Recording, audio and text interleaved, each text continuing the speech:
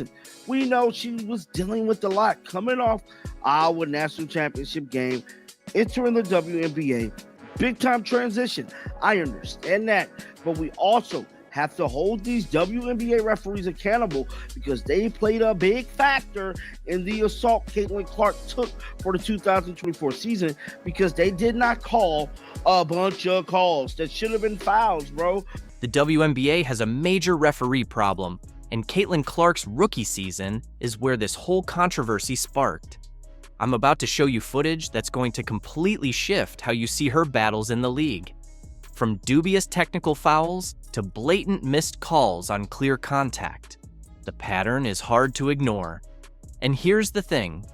It matters because no matter how much the Indiana front office improves, whether through coaching changes or bringing in better free agents, nothing will actually change if the officiating stays this way. Now we know the Indiana Fever front office did everything they had to do, put the right pieces around Caitlin Clark, make sure they make it far in the playoffs, and possibly get a WNBA championship. Clark's experience isn't just her own struggle.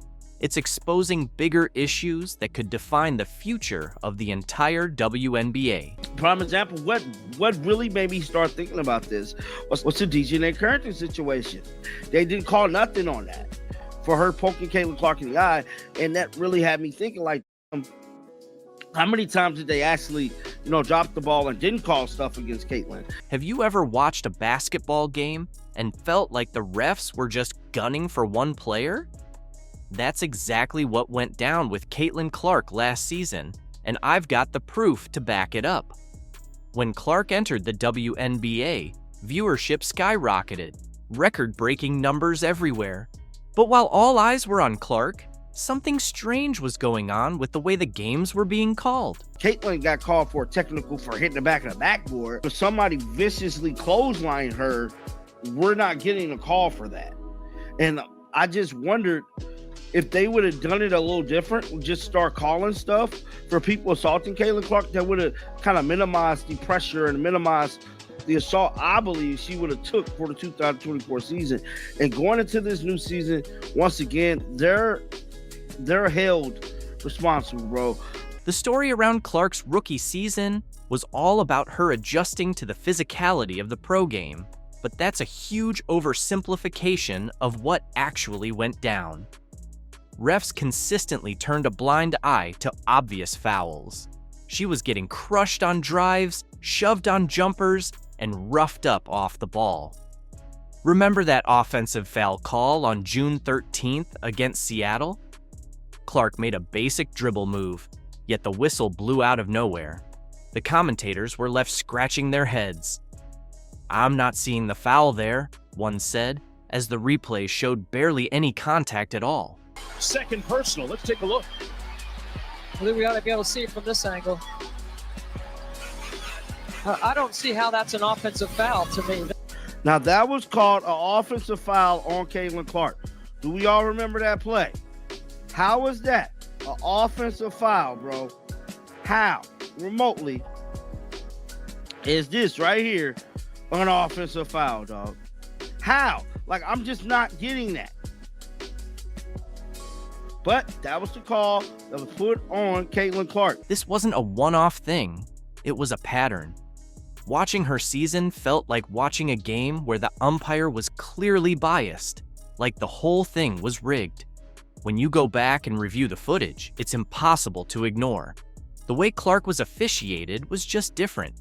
Aja Wilson and Brianna Stewart made the same exact moves and got favorable calls, while Clark did the same and ended up with a foul. I am not letting up on them damn WNBA referees because they are the biggest haters when it comes to Caitlin Clark, bro. I know we got haters everywhere, but nobody is worse than these WNBA referees. Defenders treated Clark differently because they knew they could get away with more.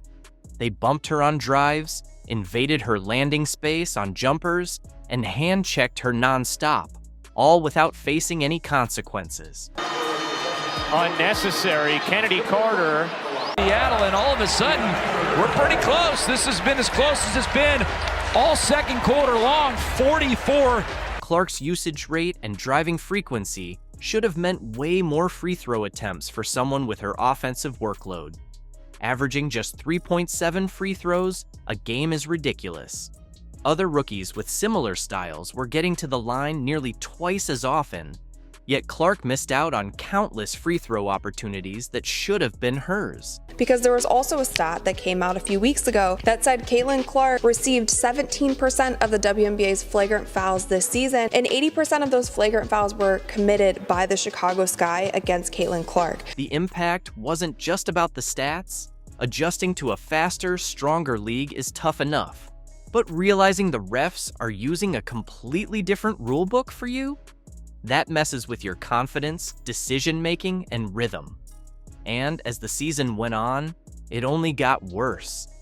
Once defenders realized they could get away with extra contact, they went after her even harder, with no consequences in sight. But when you have the face of your league getting nearly 20% of all flagrant fouls called against her, that is an issue. And that's not just an issue that the players have to work out. That is from top down. That goes to the commissioner level. Like, that is the level that needs to control these kinds of things. The targeting of Caitlin Clark went from bad to straight up dangerous.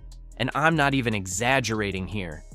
There's footage that shows Clark getting completely flattened while driving to the rim, and not a single whistle from the refs. How is that even possible in professional basketball? Take a look at this. They're going to pick up Caitlin Clark from the second she touches the basketball. That's what Burton did there. All over Caitlin going inside. I mean, that's a foul. When you watch the games, it's clear. Clark was playing under a whole different rulebook than everyone else.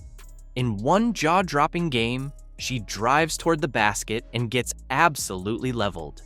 You can literally hear the commentators shouting, "That's a foul!" in disbelief. But the refs, they just stood there, whistle silent, like nothing even happened. She's coming down the court. Bow. It looked like Morena did that to her, bro. But that's what I'm talking about. This quickly turned into a disturbing pattern. Clark was knocked to the floor 3 separate times in one game, and not one whistle was blown.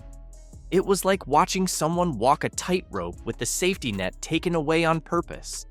Every fan watching at home could see it unfold right before their eyes, screaming at their screens in frustration. A tag on his page stated, "This has been pretty much the whole game.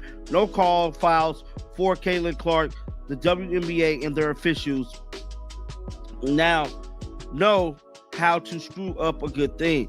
The contrast in how players defended Clark compared to other guards tells the whole story. Take Marina Mabrey, for example. Her defensive approach against other players versus how she guarded Clark was like night and day. Mabrey figured out fast that she could get away with a lot more physical contact on Clark without facing any consequences from the refs. Remember that Carrington incident? You can see Caitlin comes off a screen here. She dribbles back to her right hand, and then she's going for the pass to Aaliyah Boston when Dejanay jumps up, seemingly looking to try to steal the ball, and then hits her in the face. Caitlin is on the ground, the ball goes in the opposite direction, and the Connecticut Sun score. The internet doing what the internet does, they found a second angle to this play, and this is where a lot of fans were saying that this was intentional. It's in slow motion, as you can see here. Dejanay is going up for the ball, she misses, and then her hand bends down like this and goes straight into Caitlin's eye. Clark got straight up poked in the eye. A dangerous move and a clear foul by any standard. But the refs just swallowed their whistles and didn't even review the play. Meanwhile, in that same quarter, another player got called for barely grazing an opponent's arm. The double standard was so blatant, it felt like watching 2 completely different sports being played on the same court. It got so obvious that even former WNBA refs spoke out.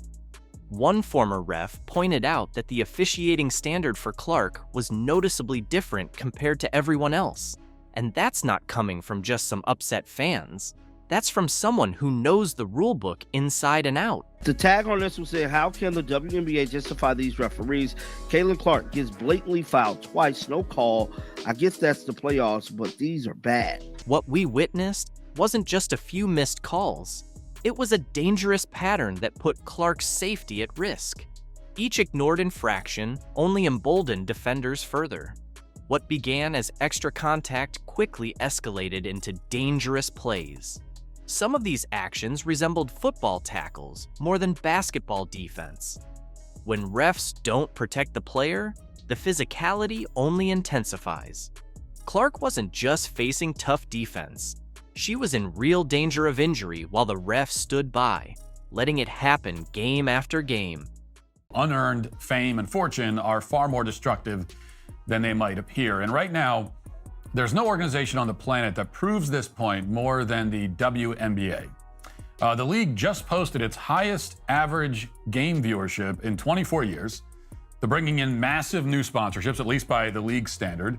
They're selling out arenas, which used to be unheard of for the WNBA. Have you ever wondered why a star like Caitlin Clark is encountering criticism in the WNBA? It's not what you might expect.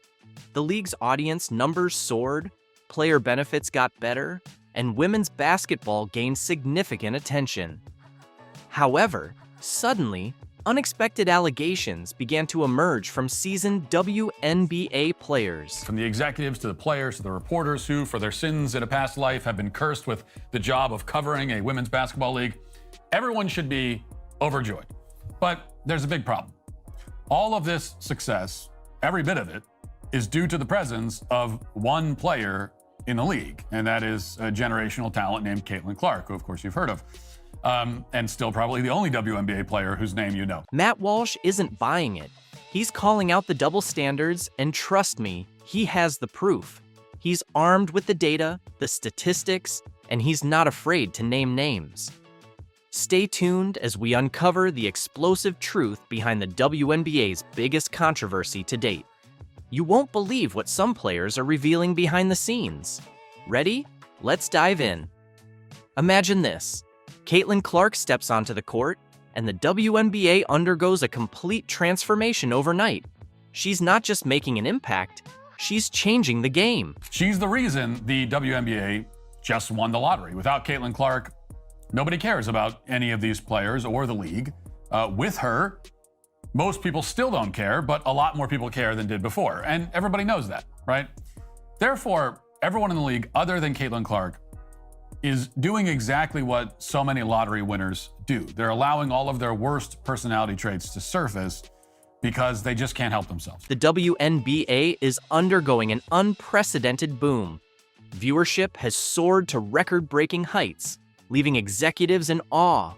Stadiums are packed to capacity, generating an electric energy that was once unimaginable in the WNBA.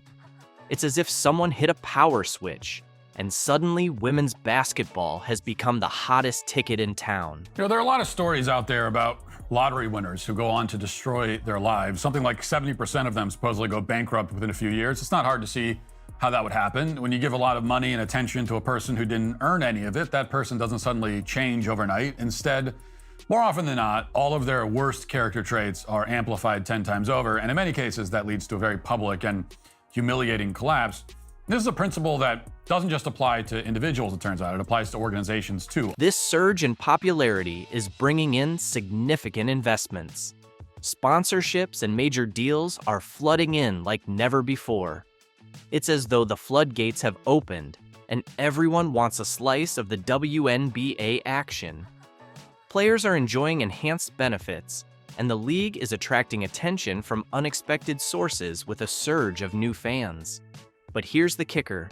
Not everyone is celebrating. Some players are voicing their frustrations. Can you believe it? Amidst all this success, underlying discontent is starting to surface. There's been a lot of resentment in this league lately, in particular since the season began. And the thing about resentment, as we all know, is that it tends to fester over time. It gets worse and worse. That's exactly what we're seeing now. It's truly perplexing.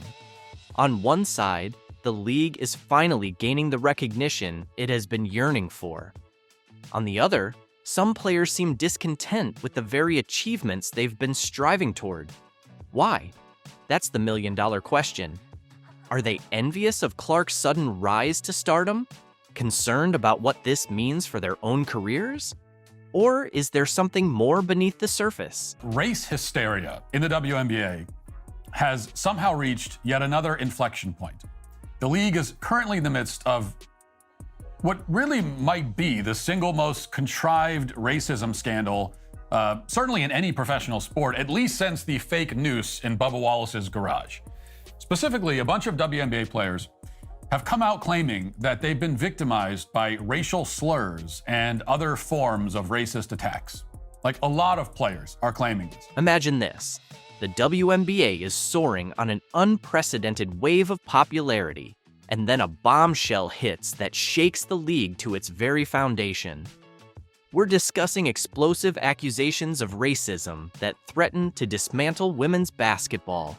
It's like striking a match in a room filled with gasoline. How do you feel about what has happened over the past year with the W since you first came in to where it is now? And obviously the game has grown and there's new fans, but how do you appreciate the new fans without all the noise that's coming with them? I appreciate the new fans that sit there and yell racial slurs at myself, my teammates, and the people that I play against, because those might be opponents, but those are friends too. They don't deserve that. So I don't appreciate the new fans. I think it's okay to do that. Brittany Griner, one of the league's biggest stars, steps forward with a startling allegation. She claims that new fans are hurling slurs during games. Can you believe it? The question that Brittany Griner was asked was about the massive growth of this league, which was dead in the water just a year ago and had been dead for its entire existence. And the reporter asked, what do you think of all the new fans? And like in any other context, when someone says, what do you think of all the new fans that are coming in? Usually it's, oh, it's great. We love how everybody is supporting the league and we're so grateful. None of that. Instead of some gratitude, some appreciation for the people who have saved the WNBA, who pay to come out to see bad players like Brittany Griner, instead of that, we get resentment. Now for the details. None of these racial slurs have been confirmed, even though some are alleged to have happened during games. As far as I know, none of them have been captured on camera. Interesting. There's no visual or audio proof to back any of these claims. Not a single trustworthy report either. That's highly unusual, especially considering there are cameras and smartphones at every WNBA game. Walsh isn't holding back. He's stating it exactly as he sees it, asserting that these accusations are completely fabricated. It's a daring claim, but it's making people take notice. But let's slow down for a moment. Why would players fabricate something so serious? That's the million-dollar question sparking intense debates among fans and critics alike. Are they trying to create drama? Is there something else happening behind the scenes? If there were, the videos would be all over the internet, but they're nowhere to be found. They don't exist online. So instead, we're left having to rely on the players' statements. The entire situation is causing turmoil within the league. On one side, you have players feeling wronged and calling for action. On the other, there are skeptics like Walsh demanding solid evidence before making any judgments. And in the middle of it all, the fans, the sponsors, and the future of the WNBA itself. I love talking about Caitlin Clark on this show, and she participated in some kind of LPGA Pro-Am, drew monster crowds. There's pictures of just like everybody trying to get an autograph with Caitlin Clark. Outrageous criticism, media frenzy, and a string of headlines. It's safe to say that Caitlin Clark has been at the center of controversy over the past few months. In a move that caught everyone off guard, Clark struck a headline making deal with the LPGA, calling her WNBA legacy into question and sparking debates about loyalty, fame, and ambition. One more quick photo. Caitlin, Jay Monahan. Great to meet you. Looking forward to this afternoon together. Okay, go. Come on. Hug it out. Squeeze in close together. We'll get one right here, please. Speaking of which, the Caitlin Clark effect is starting to take shape. After delivering what could be the best rookie season in NBA history, she made the unexpected move to female golf, where she's now being heralded as the next big thing. But how did Clark manage to conquer 2 worlds in just 8 months? And why are critics calling her success a betrayal of women's basketball? In this video, we'll break down everything from Caitlin Clark's new deal to the backlash and everything surrounding her controversial journey. But before we dive in, let's take a trip down memory lane. At the start of the year, the Caitlin Clark effect was undeniable. Even before she set foot on a WNBA court, ticket sales for every platform skyrocketed by over 90% once she declared for the draft. Her performance in the league has been nothing short of outstanding. In her rookie season with the Indiana Fever, she averaged 19 points per game, scoring at least 13 points in 29 of her 36 games this year. What's even more surprising are her record-breaking feats, becoming the first player in WNBA history to hit over 100 three-point shots and rack up 300 assists in a single season. At this point, NBA analysts were already calling her a generational talent, but Clark's influence wasn't just reflected in the numbers, it was in the stands as well. Every week, Fever games turned into must-watch events, with fans traveling from across the country to see her play. She brought an entirely new audience to the WNBA. Meanwhile, Reese wasn't just riding the wave of hype, she was making her own history, becoming the first rookie to record an all-star game, double-double, the first WNBA player to achieve back-to-back 20-rebound games, and pulling off an impressive 24 double-doubles in her rookie season. While others are still trying to catch up, Reese is reshaping the game, and Clark has done more than just elevate the league's profile. However, while Clark was drawing record crowds, boosting TV ratings, and breathing new life into women's basketball, the WNBA failed to make her the face of the league. As a result, Caitlin Clark is now taking her talents and fan base elsewhere. Enter her debut at an LPGA Pro-Am, which drew bigger crowds than some of the tour's main events. At this point, she's not just rewriting the narrative in basketball, she's also making waves in women's golf. Playing alongside world number 1 Nelly Korda at the Pelican Golf Club's Annika Pro-Am, Clark showed that her influence extends far beyond the basketball court. If anyone thought her dominance was limited to the hardwood, her impressive performance on the greens has now silenced many doubters. When Caitlin Clark stepped onto the Pelican Golf Club course, it was clear this wasn't just another golfer taking their turn. The LPGA capitalized on the moment by pairing Clark with Nelly Korda, a marketing move that spotlighted both players as generational talents. The anticipation was electric, and even the Golf Channel rearranged its programming to cover her live, something unheard of for a Pro-Am event. Meanwhile, Caitlin Clark took the spotlight in Florida, drawing massive crowds, and once again, proving that her star power extends well beyond the basketball court. Alongside Korda, Clark played with tournament host Annika Sorenstam, teeing off at the crack of dawn and launching an early shot into the gallery. Fans were glued to her every move at Pelican Golf Club. The WNBA Rookie of the Year's presence drove ticket sales and boosted media attention for the event. After the round, she was swarmed for autographs, and with an endorsement deal from Gainbridge, the LPGA tournament's sponsor, and a role in a women's leadership summit, it was clear her presence was far from casual. While Clark insists that golf is her escape, her single long-range putt left fans wondering, is she just playing for fun, or is she quietly taking over yet another sport?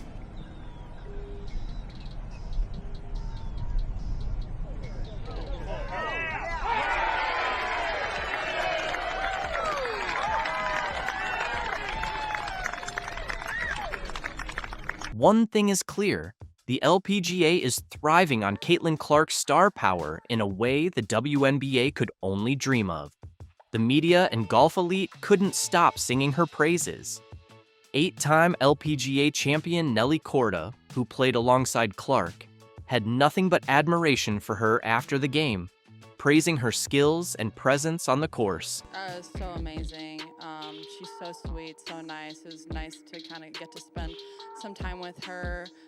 We've messaged a little on Instagram beforehand, but to get to spend some time with her and to see the influence that she has on people, bringing people out here, and to see how amazing of an influence she is. The praise didn't stop with Nelly Korda. LPGA Tour Commissioner Jay Monahan was equally blown away, calling Caitlin Clark's performance incredible and applauding her passion for the game. Overall, Clark's presence on the course didn't just spark excitement, it stirred up drama. Her growing star power now threatens to overshadow seasoned pros in yet another sport. Is Caitlin Clark the crossover phenom golf never knew it needed? Or is this a sign that women's sports are evolving faster than their leagues can keep up? At this point, it's clear Clark isn't slowing down anytime soon. However, not everyone is cheering for Caitlin Clark's meteoric rise. While Korda and Monahan praised her for uniting fans across sports, insiders in the WNBA are reportedly seething over her crossover success. The LPGA's full-court press to spotlight Clark has left some in the WNBA feeling left behind. Insiders claim league officials are frustrated, not only by the LPGA's success, but also because the WNBA has failed to fully capitalize on Clark's star power. Social media lit up with clips of her swings, and national basketball and golf media flocked to the event. Tournament host and golf legend Annika Sorenstam captured the moment perfectly, highlighting Clark's undeniable impact on the sport. For better or worse, Caitlin Clark is rewriting the playbook for crossover stardom and shaking up women's sports in the process. Despite questions about her commitment to golf, it was revealed she's been swinging clubs since childhood. After making her 2023 debut at the John Deere Classic alongside major champion Zach Johnson, Clark's appearance at the Pelican Golf Club proved one thing: her crossover appeal is no fluke. Meanwhile, WNBA enthusiasts are rumored to feel overshadowed by Clark's dominance on the golf course, despite her record-breaking rookie season on the basketball court. While golf fans flock to see her tee off and whispers of a potential LPGA contract swirl, WNBA fans are left asking why their league hasn't given Clark the same level of attention. Take her Rookie of the Year award, for example. Rather than a grand celebration for her groundbreaking achievements, it was handed out in a nearly empty arena with little fanfare, a baffling move for someone who has done more to elevate the league in one season than most players do in a career. As the buzz around Clark's golf ventures intensifies, the WNBA's failure to capitalize on her star power becomes increasingly obvious. The LPGA has done what the WNBA couldn't. They turned Caitlin Clark's star power into a game changer. But here's the irony. Caitlin's rise should be a win for everyone. She has brought unprecedented attention to women's sports.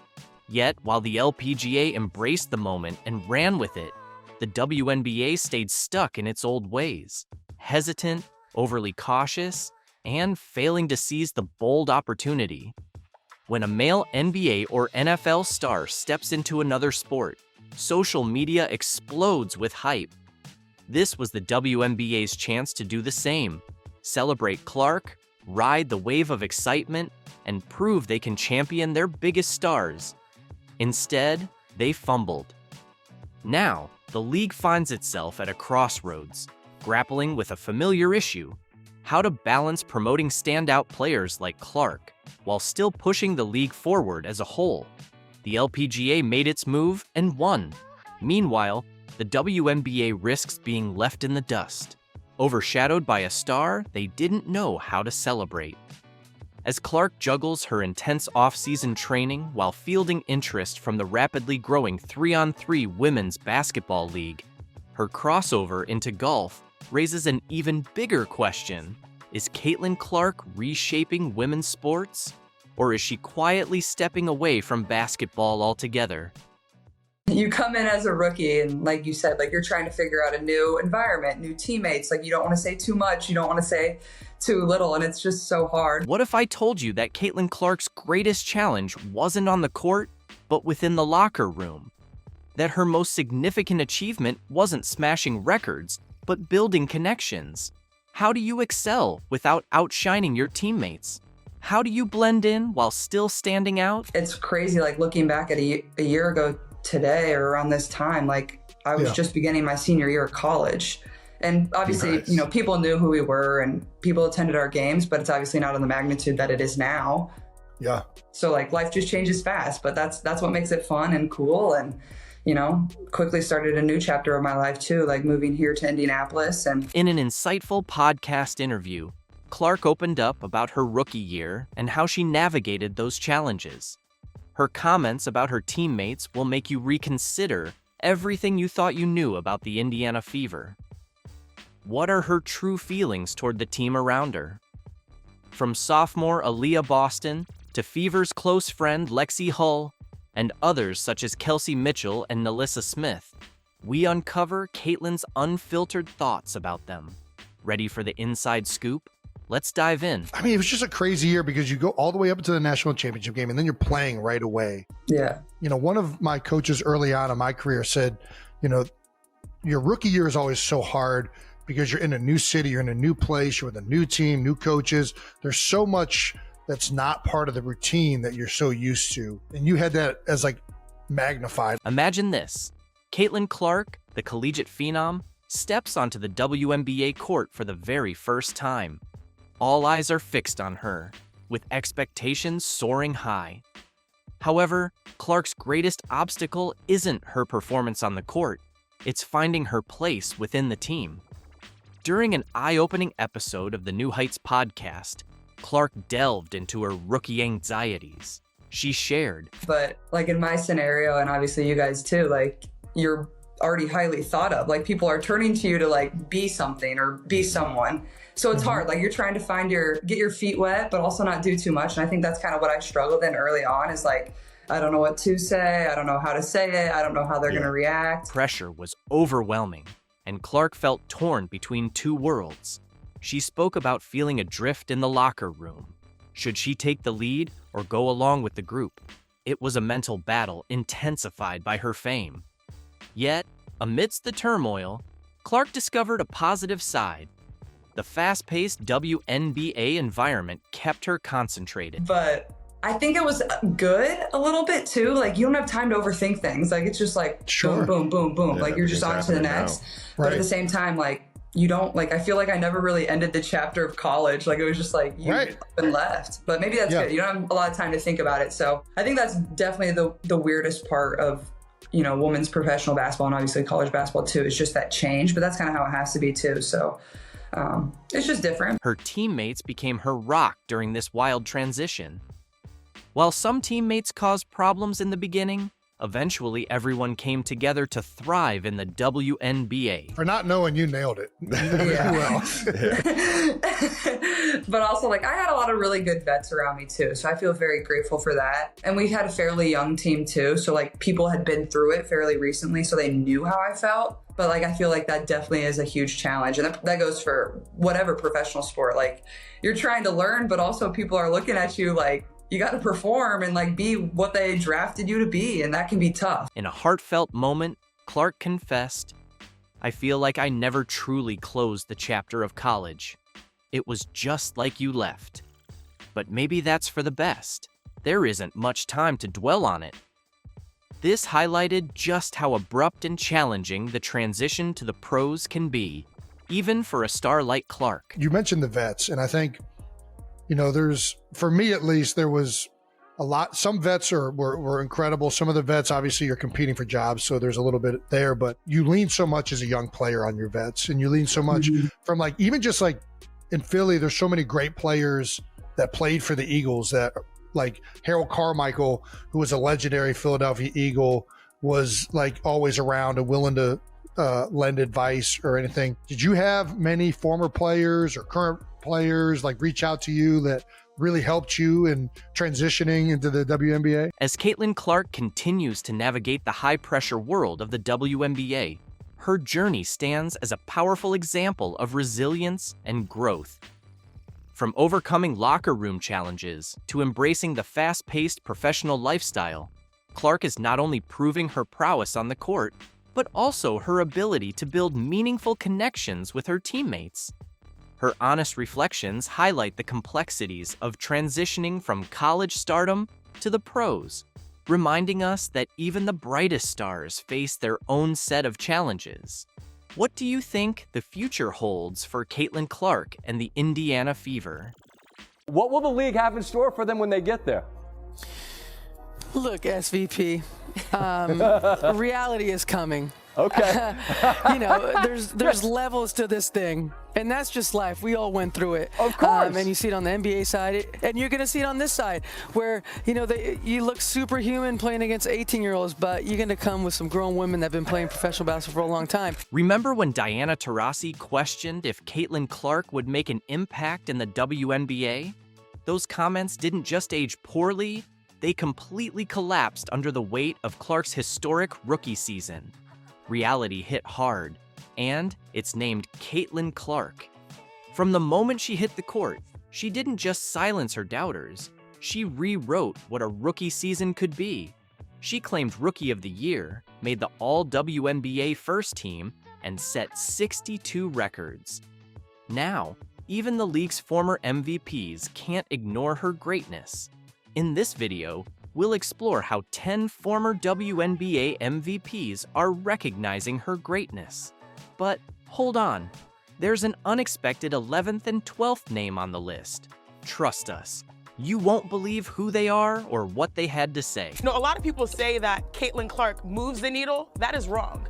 She is the needle. She dictates. We all know what she's done on the floor. It's history, right? But off the floor, my goodness. Let's talk numbers. Clark didn't just make history, she rewrote it. Most assists in a season? Check. Most in a single game? Check. Three-point record shattered. Highest all-star votes in league history? You know the answer. And she's just getting started. Can you imagine what year 2 will look like? She just absolutely did it all and became a magnet for attention and an icon for sports fans, certainly little girls, certainly mine as well, playing her basketball and watching her play. Stewart, a longtime fixture in the spotlight, spoke openly about the rookie's incredible impact, not just on the Indiana Fever, but on the league as a whole. She recognized that Clark wasn't just meeting expectations, she was rewriting what a first-year player could achieve.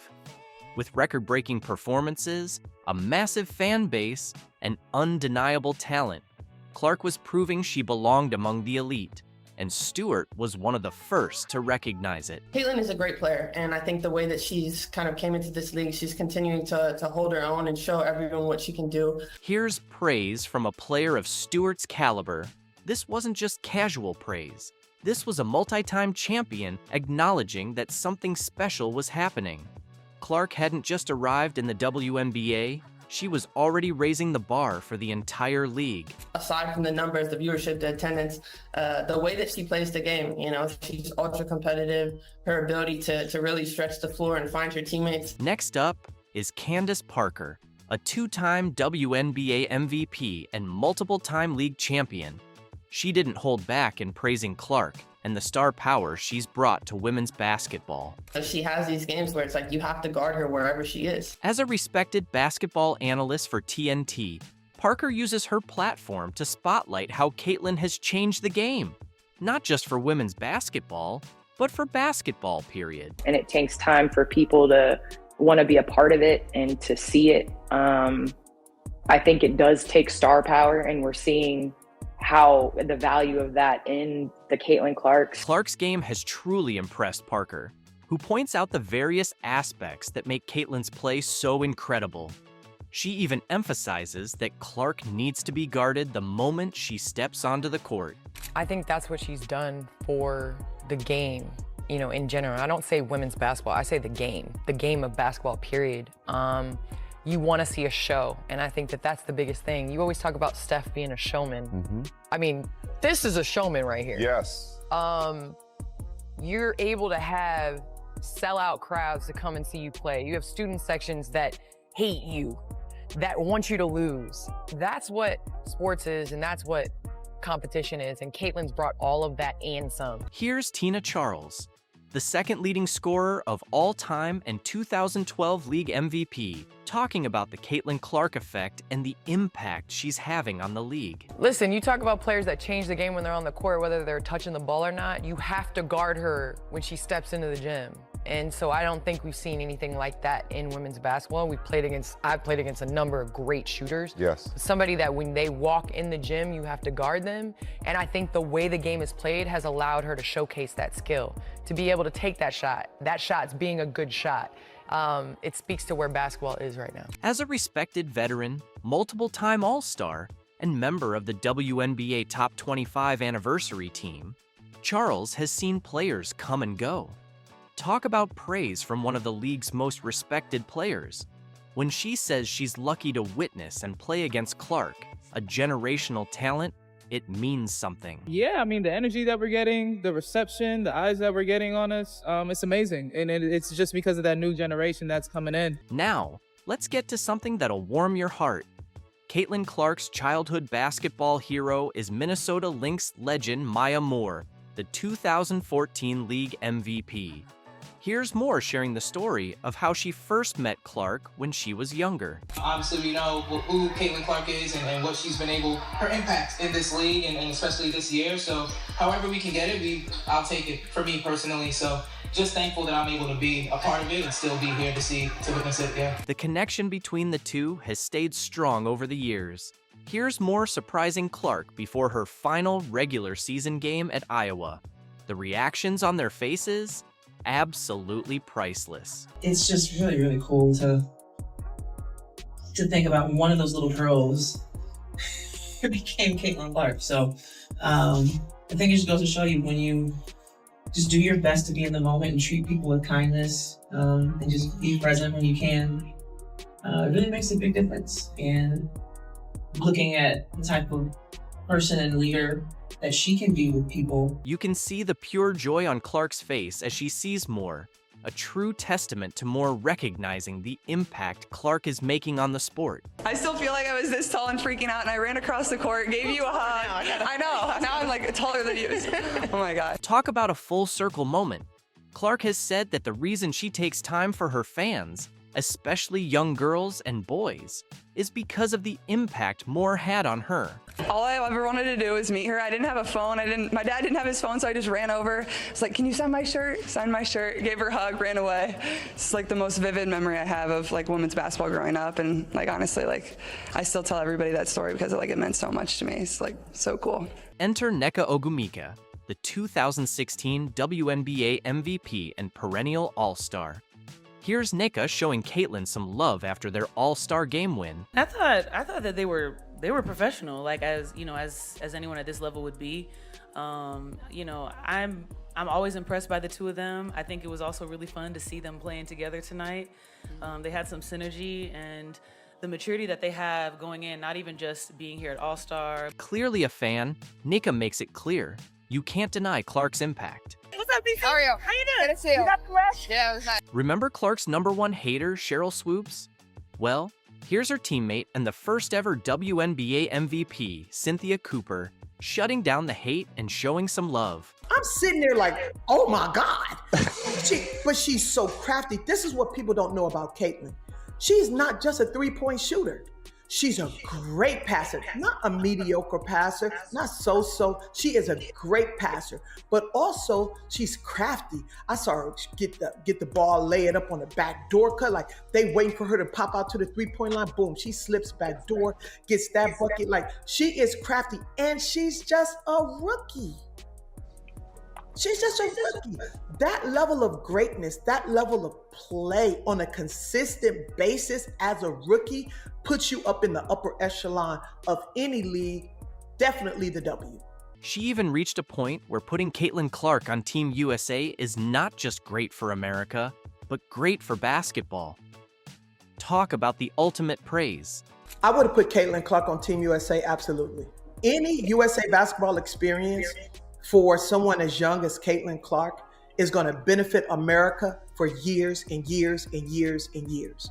So yeah, I would have put her absolutely on Team USA. And the highest praise came when she said this. I wish, Caitlin Clark had that experience this year because she's our future. Indiana Fever legend, WNBA champion, and 2011 MVP, Tamika Catchings, recently showed some love for Clark and discussed her impact on the entire sport. For someone who's seen the Fever through thick and thin, hearing this from Catchings is some serious praise. I just want to ask, to start off, Caitlin Clark right now, Indiana Fever. What is she doing for the WNBA? How much do you love it? Obviously, Caitlin Clark effect, being able to come in, but what I think is what she brings. Yeah. Coming from the college realm, there's a lot of great rookies that have come in. She's definitely spearheading it all. Next up is 2021 League MVP and WNBA champion Jonquel Jones defending Caitlin Clark from all her bullies. You have to be careful when you say like the Fever fans, because I don't think it's the Fever fans. I think it's the people that wanted Caitlin Clark to be a certain type of way and they thought that she was, and so they became Caitlin Clark fans, assuming that, and then they realized like, oh no, she's actually not racist. JJ stepping in to defend Caitlin Clark wasn't just unexpected. It was a moment that flipped the script and clapped back at all her bullies. They wanted to latch on to Caitlin Clark and then use her as, like, I guess, like this fuel to be able to be the way that they wanted to be. They want her to be the representation of their racism and like their view on the world, and she's not like that. Jones's defense of Clark was powerful because it cut through the noise. It wasn't just support. It was a reminder that as the league grows, it must guard against harmful generalizations and celebrate this once-in-a-generation talent. Speaking of MVPs, remember when three-time MVP Lisa Leslie suggested that Caitlin Clark and Angel Reese should be co-rookies of the year? And she's actually said that they both deserve to win Rookie of the Year. Well, that comment clearly didn't age well. Now, she's fully on Team Clark, shutting down the haters after Clark's historic night. I guess she adjusted well to the WNBA after all. At number 10, we go full circle. Diana Taurasi, the 2009 League MVP and the most prolific scorer in WNBA history. As the season went on, reality set in for Diana. Here she is, hugging Caitlin during one of their last games together. In her last press conference, it was all flowers for Caitlin. Maybe because she got swept in all 4 games against Clark, including the All-Star game. Yeah, I mean, it's amazing. What Caitlin's been able to do in her short career so far has just been nothing short of remarkable. And the one thing that I really love about her, she loves the game. You can tell she's put the work in. And even, throughout, her short WNBA career, it's been a lot of pressure, a lot of things thrown at her, and she keeps showing up and keeps getting better every single game. So her future is super bright, and being a veteran and being in this league for a long, long time, it's pretty cool to see that and going into the future. Surprise number 11, we have former All-Star Game MVP and Clark's mentor, Erica Wheeler, known for her honest insights. Wheeler described the Fever's locker room as anything but toxic. She shared how Caitlin Clark's humor eased tense moments, turning pressure into chances for laughter and team bonding. All we do is have fun. With Caitlin Clark, who never takes anything serious, I tell people all the time, she's really a kid at heart. Finally, we have the reigning MVP herself, A'ja Wilson, who just couldn't help but still deny Clark's greatness. Where would you rank her amongst all-time college players, in your opinion? Ooh, that's tough because you got to win one. I feel like that college is one of those spaces where you got to win one for them to even have your name in the conversation. And it took me 3 years to win mine, so it's hard. There you have it. 11 former MVPs giving Caitlin Clark the respect she deserves, and one current MVP who just couldn't face the truth. What she's done in her first season is historic, but the best part? She's just getting started. Clark isn't chasing stats, she's chasing championships. Every record she breaks brings her closer to her goal, bringing titles to Indiana. More than that, she's inspiring the next generation and showing that the impossible is happening right now. This isn't just a great season, it's the start of a new era in women's basketball. Caitlin Clark is leading the way, rewriting the WNBA's future, and we're here for every step. And the best part? It's only the beginning.